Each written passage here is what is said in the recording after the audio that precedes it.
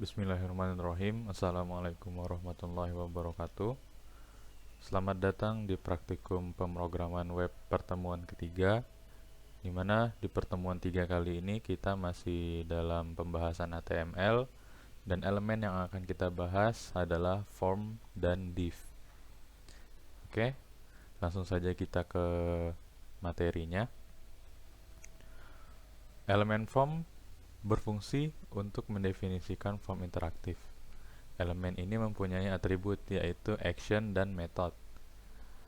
Atribut action berisikan aksi terhadap form yang akan dikirim, dan atribut method berisikan metode form yang akan melakukan proses pengiriman seperti get atau post. Nah, metode get ini dimana kita akan mendapatkan sebuah value dari apa yang diinputkan oleh user pada sebuah form biodata. Misalkan usernya mengisikan nama, maka kita menggunakan method get untuk mendapatkan value atau info yang diisikan tersebut.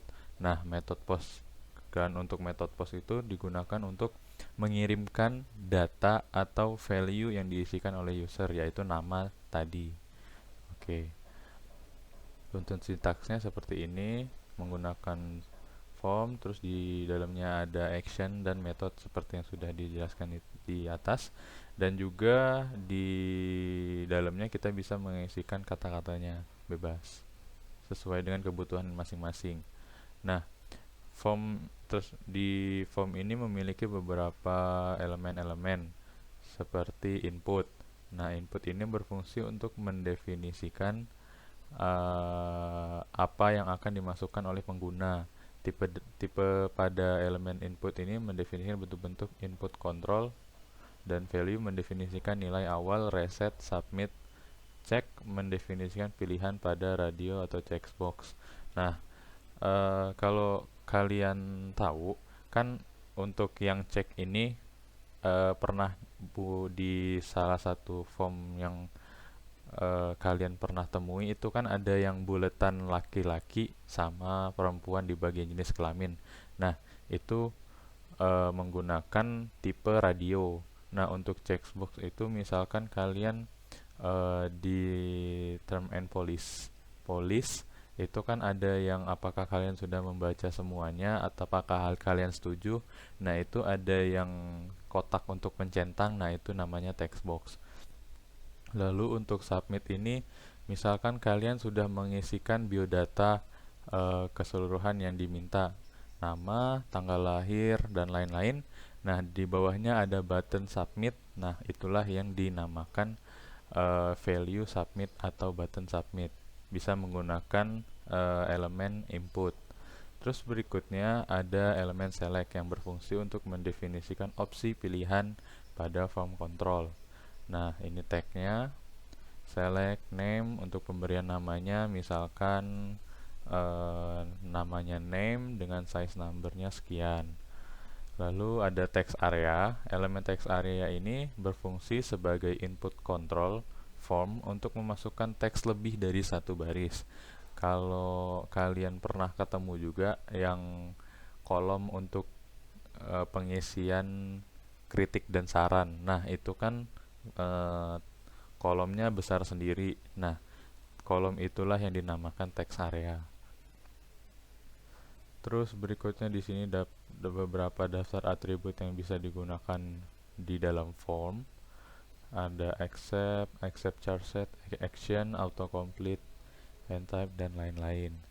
Nah, ini untuk contoh penggunaannya, kalian bisa coding, dilihat di modul kalian atau kita buat saja di sini.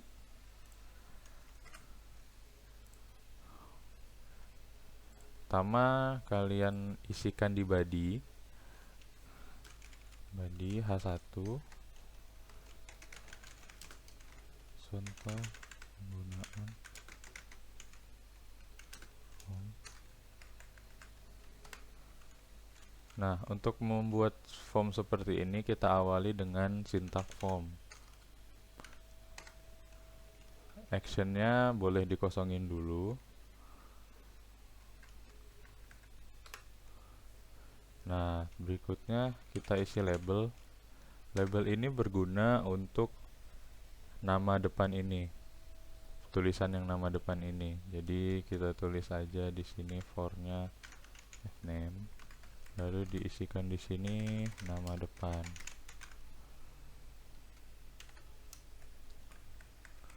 Berikutnya kita ke input.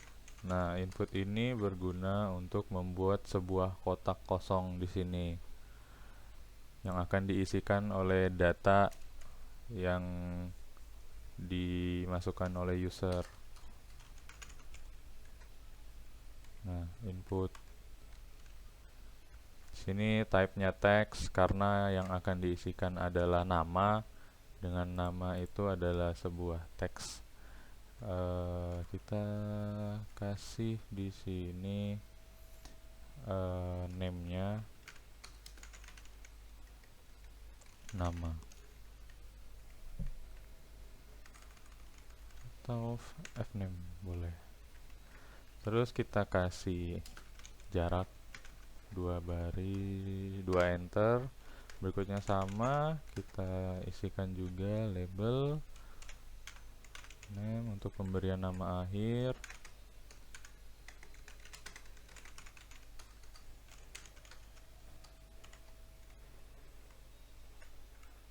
Terus pakai input juga karena masih teks.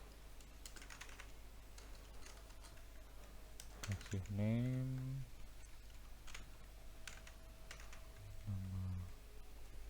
kasih jarak lagi.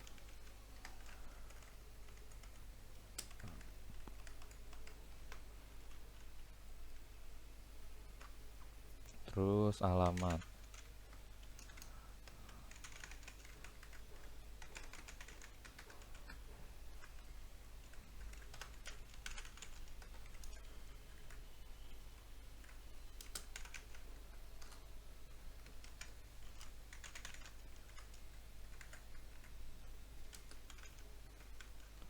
Nah, lalu berikutnya kita memasukkan input yang lain, yaitu dengan tipenya submit.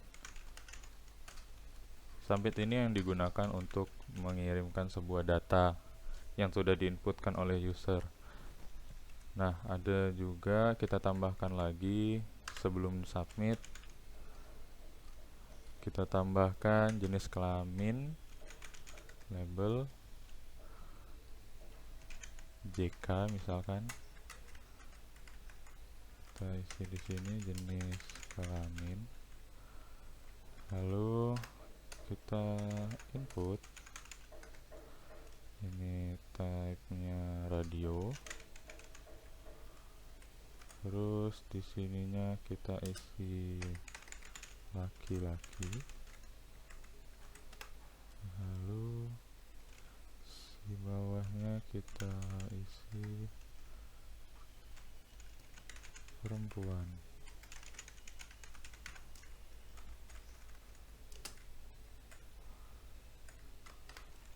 Kita tambahkan lagi di bawahnya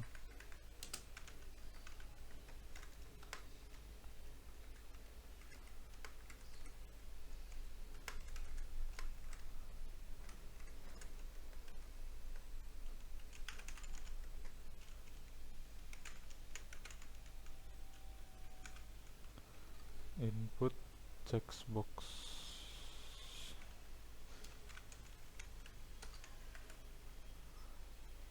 Terus kita save. Lalu kita panggil.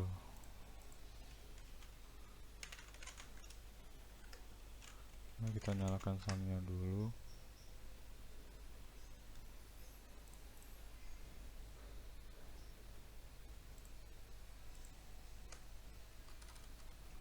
Localhost pweb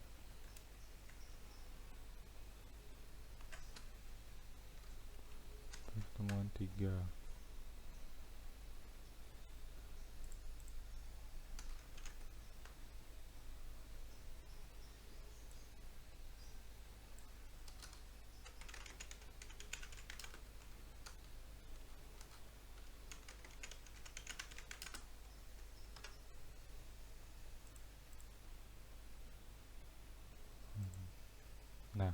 seperti ini jadinya.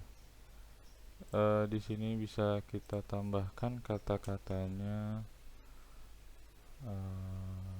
apakah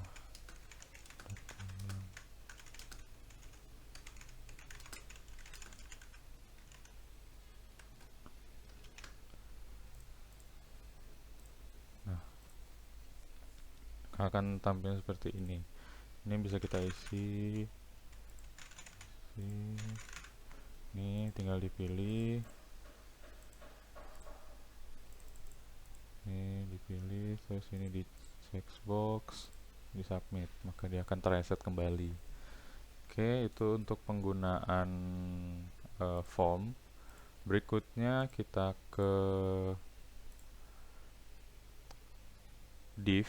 Nah, div ini mendefinisikan sebuah pembagian atau pengelompokan dalam sebuah dokumen HTML. Elemen div sering digunakan sebagai wadah atau kontainer untuk elemen HTML lainnya untuk menata elemen-elemen HTML. Div juga sering dikolaborasikan dengan CSS atau untuk melakukan sebuah tugas tertentu dengan JavaScript. Biasanya tag ini digunakan untuk mengelompokkan bagian header, konten, sidebar, footer, dan lain-lain secara terpisah, namun masih dalam satu tampilan tertentu. Kolaborasi dengan CSS lebih lanjut bisa dibahas di pertemuan berikutnya. Lalu tag div ini merupakan tag yang multifungsi, di mana dia bisa digunakan sesuai dengan kebutuhan. Hal ini dikarenakan tag div mampu dimanipulasi hingga seperti tag lainnya, misalkan saja untuk mengubah sebuah tag div menjadi text field, text area, button, dan lain-lain, serta juga dapat mengubah menjadi efek tertentu. Nah, maksudnya di sini div itu kita contohkan langsung saja di codingannya ya. Nih.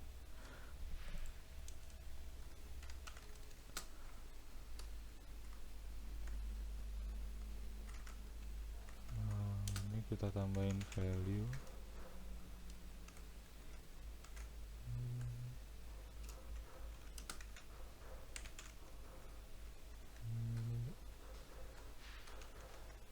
Satu.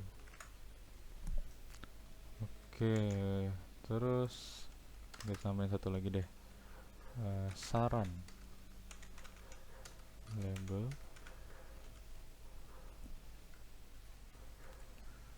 Sini saran.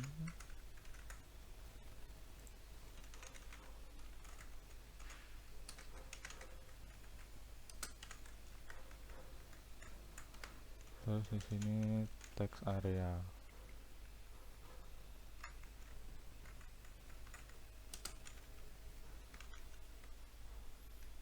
Oke, kita save dulu, kita lihat hasilnya seperti apa. Nah, ini yang namanya text area di sini. Segede ini bisa dikecilin sih. Nih. Dia bisa ngisi banyak kata-kata. Oke, berikutnya kita ke div. Div ini maksudnya adalah untuk membantu kita mengelompokkan tag yang akan kita edit. Seperti contoh, misalkan saya membuat div di sini untuk memisahkan header H1 ini dengan isi kontennya, yaitu form yang tadi kita buat. Nah, untuk memudahkan kita dalam mengeditnya di CSS, kita tambahkan di sini kelas namanya header. Nah, gunanya kelas ini untuk memudahkan kita dalam mengeditnya tadi, dan juga kelas ini bisa dilambangkan dengan titik. Nah, saya akan menggunakan internal CSS dengan menginputkan titik header buka kurung, lalu kita coba color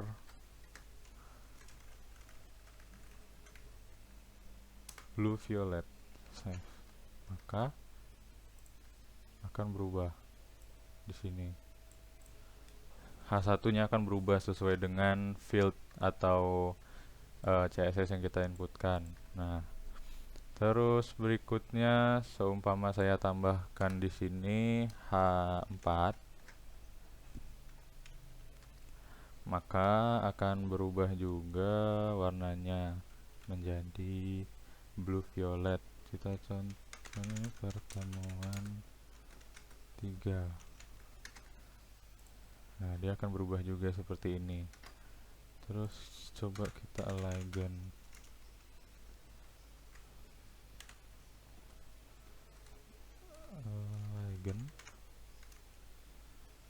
Text align, kita center, dia akan ke tengah. Nah, seperti ini. Itu akan membantu kita dalam mengeditnya atau menghiasnya. Bisa juga H1 ini kita bedakan, misalkan ini untuk H1. Nah, jadi header, nama kelasnya, titik kelas, ini kelas header, di mana dia akan mengedit tag H1. Jadi H1-nya aja yang akan berubah menjadi blue violet dan teksnya rata tengah. Nih. Pertemuan 3-nya jadi default kan. Nah, bisa kita tambahin lagi header H4 buka kurung color jadi aqua, dan ininya kita kasih text align center, maka dia akan ke tengah juga dengan warna yang berbeda. Nah, itu untuk pengelompokannya. Lalu kita juga bisa menambahkannya di sini, div, panggil dulu teksnya, terus kita tutup, taruh ke bawah form di sini. Kita tambahin ID. Sebenarnya ID dan kelas itu sama saja, cuma yang membedakan nanti di simbolnya. Jadi di sini kalau kelas itu titik, nah kalau ID itu kita pakai pagar konten dalam kurung family deh, jadi Franklin ya. Maka akan berubah tulisannya jadi seperti ini. Nah, oke. Itu kegunaannya untuk div. Nanti tinggal kalian kreasikan lagi. Terus jangan lupa mengerjakan kegiatannya disesuaikan dengan kreativitas kalian masing-masing dan juga sesuai dengan kemampuan kalian masing-masing. Bila ada yang terindikasi plagiarisme, maka akan langsung diinhalkan. Mungkin dari saya cukup untuk materi pada kali ini. Semoga kalian bisa mengerjakannya dengan baik. Saya akhiri, billahi taufiq wal hidayah. Assalamualaikum warahmatullahi wabarakatuh.